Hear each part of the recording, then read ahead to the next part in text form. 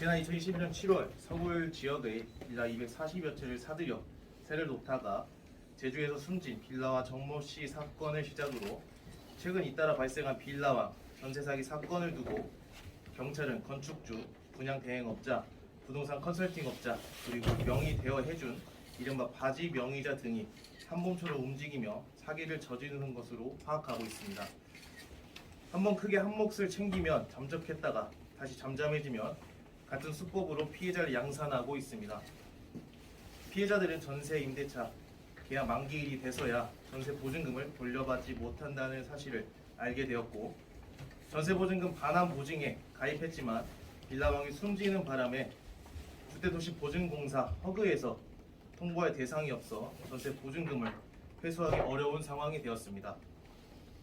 주택도시보증공사 허그의 전세보증금 사고 내역에 따르면 전세 사기 피해자 대부분이 경제력과 부동산 거래 경험이 부족하고 시세를 파악하기 어려워 신축 빌라를 선택할 수밖에 없었던 2030 청년 세대, 신혼부부 등 사회초년생들이 범죄의 표적이 되었다고 합니다.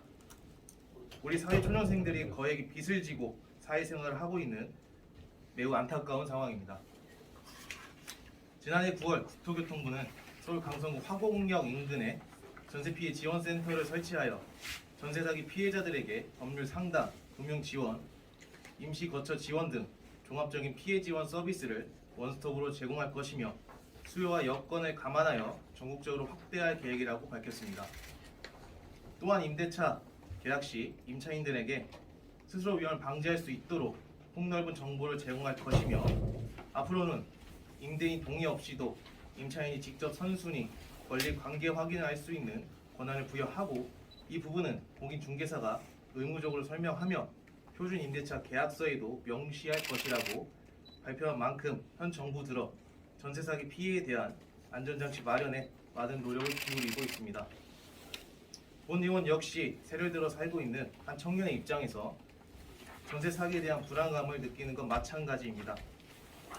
상대적으로 서울, 경기, 수도권 지역보다 다가구 주택이 밀집한 대전에서는 빌라를 다가구 주택으로 상품명만 바꿔 충분히 전세 사기 피해자를 양산시킬 우려가 있어 하루빨리 전국적으로 전세 피해 지원센터가 설치되어 실질적인 대책을 마련하고 지금까지 가로챈 보증금을 챙겨서 잠적 및 해외 도주를 감행할 수 있는 사기범들을 색출해야 합니다.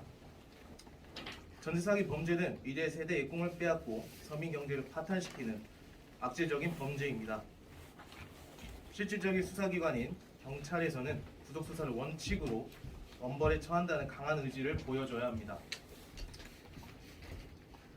일단 전세 사기를 당하면 피해 구제가 쉽지 않기 때문에 세입자들이 전 재산과 다름없는 보증금으로 폭탄 돌리기를 하고 있는 사기범들이 제도적인 허점을 이용하지 못하도록 정부와 국회에서 입법적 조치 마련에 적극적인 관심과 협조를 해주실 것을 건의드립니다.